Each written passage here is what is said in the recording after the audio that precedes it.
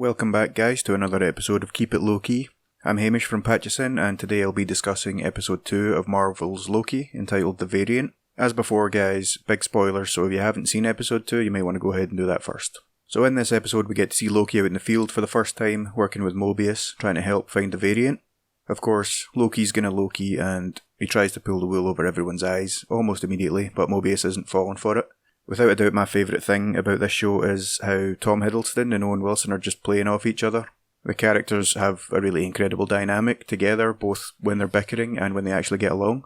I mean, stellar acting all round once again in this episode, when Loki's reading his file about the destruction of Asgard, and we get to see a close-up of Tom Hiddleston's eyes, just full of pain and emotion. That was a really powerful scene. And then shortly after this, Loki figures out how the variant is getting around undetected, and that leads to the real interesting stuff in this episode. So there was a lot of information uncovered about the variant, played by Sophia DiMartino in this episode, and there's quite a few clues that it may not in fact be a Loki or a Lady Loki variant that they're chasing after all. So let's have a wee quick look at some of the reasons. Number 1, in the first episode when Loki's getting his sentence passed, Ravonna tells him this is not your story and never was. And then again in this episode, the variant's telling him this is not about you. And those wee comments do seem innocent enough maybe alone, but together if you think about it, there seems to be a trend, a pattern. Number 2, when Loki and the variant meet for the first time in the Roxcart superstore, there's a lot of comments that allude to the variant being someone else entirely. Like when they're first trying to identify if the shopper at the Azaleas is actually the variant, Loki says, I probably would have worn a suit, but maybe. And then later on when they're fighting, Loki says, I would never do that to myself. So these are a couple of hints that, the variant isn't in character for a Loki, or a version of Loki. And then there's number 3, and that's the most convincing point.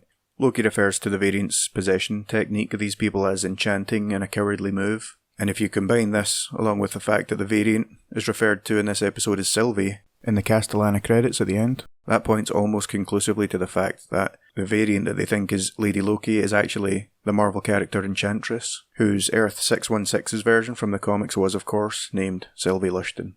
Now, there is always the possibility that they've decided to amalgamate multiple characters into one, something that they have done before, so it does remain to be seen, but I think it seems like pretty solid proof.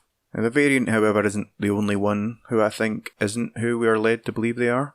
Something a bit less obvious earlier in the episode with Owen Wilson's character Mobius, when he's appealing to Ravonna to approve the mission to go after the variant. She's having some doubts about Loki, and he says, I can handle him, trust me, this is where we get our guy.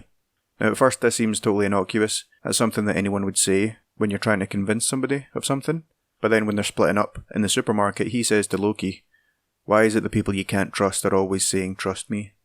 Now, could that be a coincidence? Yeah, sure, I suppose, but do Marvel have a history of foreshadowing with little details like that? Absolutely. Whatever happens, I'm definitely excited to see where they're going to go after this.